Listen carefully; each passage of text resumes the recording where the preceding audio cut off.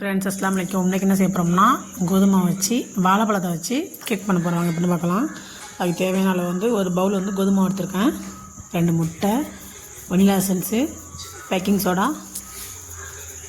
நெய், ஏலக்காய் தூள் பண்ணி வச்சுருக்கேன், வாழைப்பழம் 3 இதெல்லாம் எடுத்து வச்சுருக்கேன். மிக்சியில் கோதுமாவு 2 முட்டை வாழைப்பழம் அதெல்லாம் போட்டு அரைக்கணும்.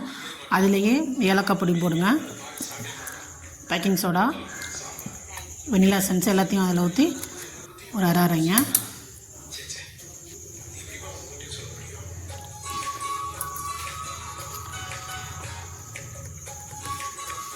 எல்லாத்தையும் நல்லா பட்டு போல் அரைச்சி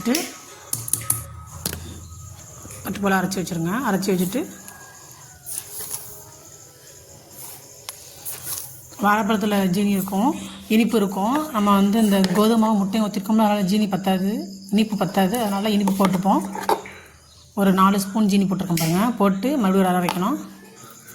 இப்போ நம்ம எந்த பாத்திரத்தை அந்த கேக் செய்ய போகிறோமோ அந்த பாத்திரத்தில் நெய்யை வச்சு சுற்றியும் தடவிட்டு அரைச்சி வச்சுருக்கோம்ல அதை இதில் ஊற்றணும். ஊற்றிட்டு மேலே 3 ஸ்பூன் நெய் ஊற்றி விட்ருங்க. மேலே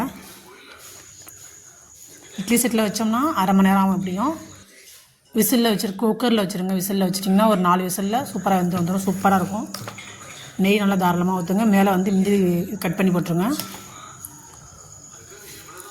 நான் மேலே ஏலக்காய் பொடி தூவி விட்ருக்கேன். நல்லா வெந்து வந்துடும் பாருங்கள்.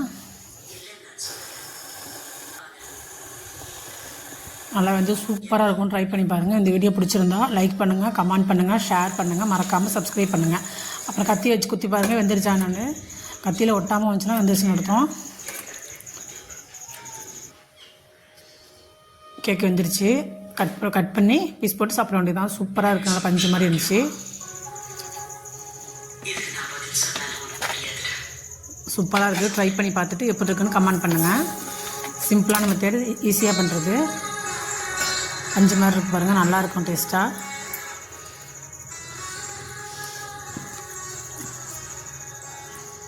இந்த வீடியோ ட்ரை பண்ணி பார்த்துட்டு எப்படி இருக்குன்னு கமெண்ட் பண்ணுங்கள்.